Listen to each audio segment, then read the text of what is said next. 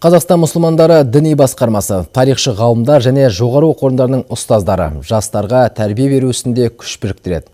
Олар дәстүрлі дін мен жат ағымдардың аражігін ажыратып, жастарға түсіндіру мақсатында пікір алаңдарын құрып, жер-жерлерде жиындар өткізуді жоспарлап отыр.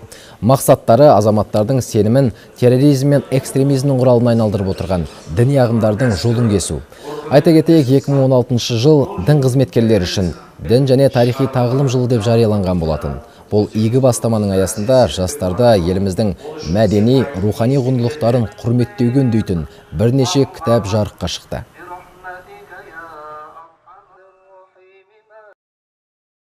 Әрбір халықтың негізгі болмысында өзінің діни сенім ұстанымымен бірге, оның өзінің ұлттық, дәстүрлі, рухани құндылықтары бірге жүреді.